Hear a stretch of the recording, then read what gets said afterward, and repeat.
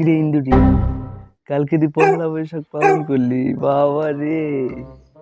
হ্যাঁ, পুরা মুসলমান হয়ে গেছিস। হ্যাঁ, মারাত্মক মুসলমান। আমি চিন্তা করি এটা না, যারা পহেলা বৈশাখ পালন করে এরা কি আদৌ আসলে মুসলিম না অন্য কিছু, আমার আইডিয়া নেই। মুসলিমের মিনিমাম ফিচারটা তোমার জানতে হবে। তুমি কার্যক্রম করবা খ্রিস্টানের মতো আর বলবা মুসলিম না, এত সোজা মুসলমান হওয়া? আর সবচেয়ে বড় কথা হচ্ছে যে এই যে যারা সকালে যে নববর্ষের সময় দেখা গেছে সকালে যে আমন্ত্রণটা জানায়, ওটা হচ্ছে পূজা করে ওইটার মাধ্যমে ওরা। আর শোভাযাত্রার নামে ওই যে পেঁচা টেচা এগুলা কি ইসলামের জায়েজ আছে কিনা? জায়েজ নাই। তো তোমরা কাঁপায় আলাও পুরা। হ্যাঁ, খালি মুসলিম মুসলিম চিল্লাইলে হইব না, মুসলিমের ফিচার আছে সুন্দর, করলে হইব না। আর শুভ মুখ দিয়ে শুভ কোনো কোনো কথাই নেই শুভ বলতে।